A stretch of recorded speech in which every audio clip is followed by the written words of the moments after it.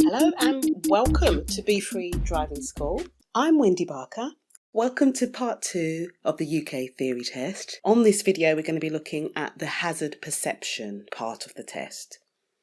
So if you haven't seen part 1, which looks at the multiple choice part, click in the description box below or I'll put the link here.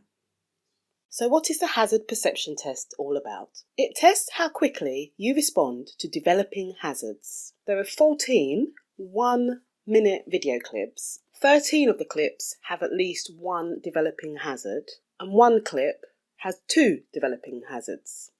Let's have a look at what a hazard is first of all. A hazard is anything that makes you change your speed or direction.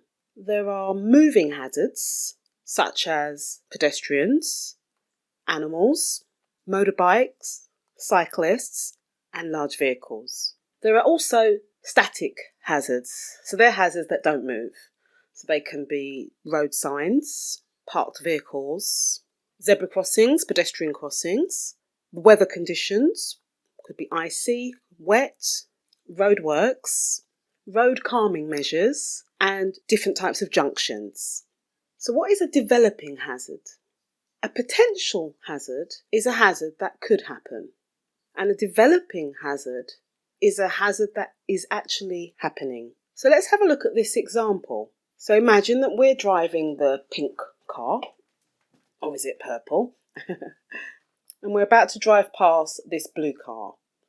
So we're just driving, minding our own business, and all of a sudden this blue car signals and moves out in front of us, causing us to have to brake very harshly and causing the green car to go into the back of us. And then that blue car has just disappeared about its business. So could that situation have been avoided? Hazard perception is about planning. I look at hazard perception as the thinking part of driving. It's the stuff that you can't see a driver doing. Because I think sometimes, especially when you've never driven before, when you look at a driver, I think they make it look easy because you're not seeing what they're actually thinking. But the main thing is that with the hazard perception, it's about what clues. So if you can imagine, we are going to be detectives. My favourite detective is Columbo, actually. And it's all about what clues. Could we have anticipated anything earlier with that car crash that we just saw? What clues could we anticipate? Well, we might have seen brake lights come on if we'd been looking earlier. And if it's about looking out for the clues as well. If you're on your phone or if you're talking to your friends or you're distracted, you're not going to see that car until it pulls out in front of you. But there may have been clues, had you seen them, that you could have avoided this. So let's have a look. So brake lights, I'm very passionate. I'm feeling very passionate right now about road safety. Reverse lights, the white lights at the back of the car, reverse lights. They might come on, but do be aware that not all cars are designed to have 2 white reverse lights. They may only have 1, and it could be on either side. It depends on whether it's a left-hand drive or a right-hand drive. So bear that in mind. An open car door. We might see the person getting in, we might see them getting out. Exhaust fumes. So maybe they've started the engine, we can see the exhaust fumes. That's a clue that that car may move away. So let's have a look at this developing hazard now. In this scenario, had we looked earlier, we would have seen the car door close. I want to link this hazard perception, not just for the test, but to your real life driving. So in real life, once I saw that there was somebody in that vehicle, the first thing that I would be doing is to check my mirrors. I want to see what's behind me. I mean, we've had the situation with the green car hitting the back of us. So that's what could happen. I want to know what's around me because I'm anticipating that car may move out. As a driver, you have to, I teach my clients to expect the unexpected and to trust nobody. I feel myself getting passionate once again. Once I've checked my mirrors, I will brake gently for a couple of reasons. One, I'm anticipating that something's going to happen here, so let me slow down a little bit just in case. 2, I want to let any vehicles behind know I'm slowing down, so it's a signal to them as well. And as we can see in the other example, it would have been quite handy had that green car could see that I was slowing down. That's if the green car was not distracted, because hey, if they're distracted, chatting on their mobile phone or doing whatever else, they may not even notice my brake lights. So that's why it's really important to look out for brake lights. So once I've done that, I'm just watching. I'm watching. Now the car has signalled I can respond to the hazard. And it might be appropriate that I slow down a little bit more and just give the car a little bit more time to pull out. So let's have a look at the hazard perception test. So as I said earlier, there are 14 1-minute video clips. As you see, any potential hazard, you're going to need to click the computer mouse. And what will happen will be a flag will appear at the bottom of the screen, and this will just register your click. You will only be scored on hazards that actually develop.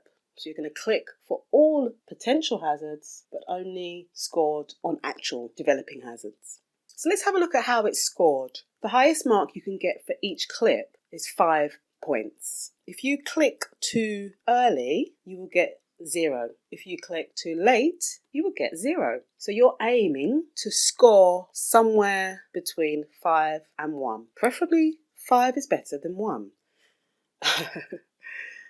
If you overclick, or if the system detects that you could possibly be cheating, or it just detects a rhythm, you might not be cheating, but it's a computer, and when the computer says no, you can't argue with it. If that happens, you will see this and you'll get 0 for that clip.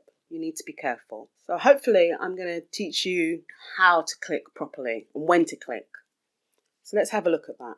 The minimum pass mark is 44 out of 75. So let's now relate the scoring to that scenario that we just had with the parked car.